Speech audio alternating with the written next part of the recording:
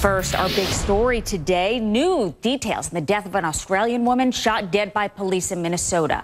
A story that has sent shockwaves around the world. The medical examiner says Justine Ruszczyk died from a gunshot wound to the abdomen. Officials say the man who pulled the trigger was Officer Mohammed Noor. He was one of two officers responding after she called 911 on Saturday night to report a possible crime. This is the front page right here of the Daily Telegraph in her native Australia. American nightmare, it says. Justine's fiance says he is heartbroken. He's now pleading for answers. We've lost the dearest of people, and we're desperate for information. Piecing together Justine's last moments before the homicide would be a small comfort as we grieve this tragedy. Correspondent Scott McLean is live in Minneapolis following this for us. Scott, have you learned anything else about the investigation? Are police saying why that those body cameras were not on? Yeah, Susan, we are getting surprisingly little new information about this investigation, and that is why it is so frustrating for Justine Ruszczyk's family. They are, as you heard, they're pleading for any information that they can get. What we do know is that Ruszczyk called 911 late Saturday night because she believed that a crime was taking place, a sexual assault was taking place in this alleyway, which is behind her home. The officer who fired that shot, as you said, Mohammed Noor, he is a 2-year veteran of the police force. His body camera was not turned on, nor was his partner's body camera.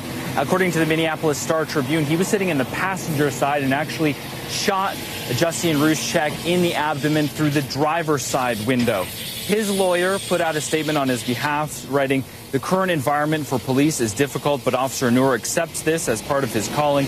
He would like to say more and will in the future." Now, a state agency is leading this investigation, not the actual police force, but they've released precious little information, and that's frustrating even for the mayor of this city. I have the same questions everyone else does. Why weren't the body cameras on? What happened in the shooting? And those are burning questions we all want the answers to, most especially the family. And we're hoping that information gets released as swiftly as it possibly can be without jeopardizing the investigation. Now, the local chapter of the ACLU is slamming police for not turning on those body cameras. We asked the Minneapolis Police Department about that. They didn't have any comment, but they did refer us to their policy that says that officers should turn on those body-worn cameras before they use force. And if they can't do it before, they should turn them on immediately afterwards. In this case, Susan, those officers did neither. And the mayor seems to really be coming out in front of this, saying, look, I'm a wife, I'm a grandmother, I'm devastated about this. What have we been hearing from Justine's native Australia? We did see the cover of that newspaper there, but what about those who knew her? They're shocked that this happened. Yeah, absolutely, Susan. First, though, let me tell you about the reaction here in this neighborhood. There's already flowers and signs and cards pouring in. I just spoke to the woman who wrote this on the ground saying, "Please change police training." There's another sign that reads, "Why did you shoot and kill our neighbor and friend?"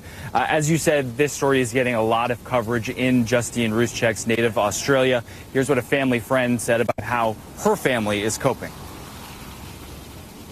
This is a very difficult time for the Ruszczyk family.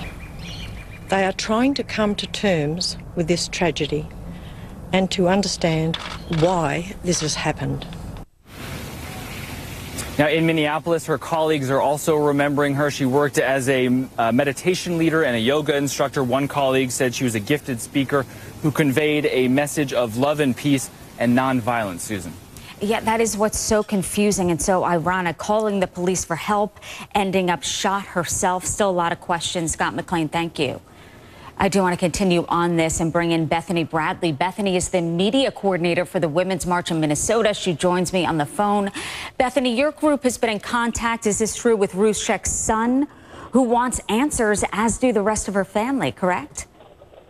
Yes, I live about 5 blocks from where this happened. So not in the direct neighborhood, but as a community organizer and activist, I drove by in the morning and I knew something wasn't right. And so I went there and spent a lot of time with the neighborhood and families. And this should have never happened. There's no excuse that can be made. There's no reason for those body cameras to have been off. A woman, anyone, should not call for help and end up shot by the people she calls to help her. What is that neighborhood like? We're seeing shots of it from the outside after the incident occurred. But is it a peaceful neighborhood, a quiet one? Yeah, I'd say it's pretty quiet, especially after 10 p.m. most night. Right. And it's a loving community. You know, like I said, I live about 5 blocks south, but I just went up. I felt the need to be there, and so I've really gotten to know these people, and they're people who genuinely care for one another, who talk to each other and hug each other when they see each other outside, and it's heartbreaking, you know. And this issue is systemic. It's been happening in other areas, and it's boiling over. And you know, Sunday was Philando Castillo's birthday, and we were at the vigil of another community member that was shot by the police. So something has to change. This has to stop. Bethany, we can only speculate. No one really knows what happened. Do you think it was an accidental shooting from what you've learned so far, or do you know very little that you're unable to speculate or guess? Yeah, we know so little, and that's the issue too, right? The city is supposed to be community employees, right? They're supposed to work for us. They're supposed to work with us. And to have no answers and so lack of transparency, even if the dash cam didn't have what happened in view, it's always recording audio. So I know that on Sunday, local groups filed all the requests for the 911 call and for the dashboard audio, and it's not right that this hasn't been released yet. It's the lack of information being released. It's not okay. Yeah, and I can't imagine what her son, her husband, and everyone else, her loved ones, are going through.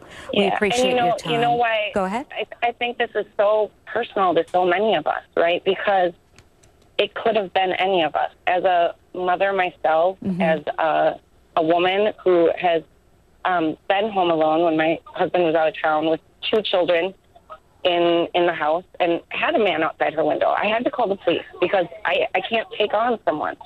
But I don't want the police to come with their guns out. Like, that's not the only answer, right? It could have been me out in my yard trying to figure out what was going on and been me shot. It could have been you. It could have been anyone. So this thing needs to change. The system is broken. And I expect community members as well as city officials and legislators to step up. Yeah, speak out and work to fix it. Listen to your community.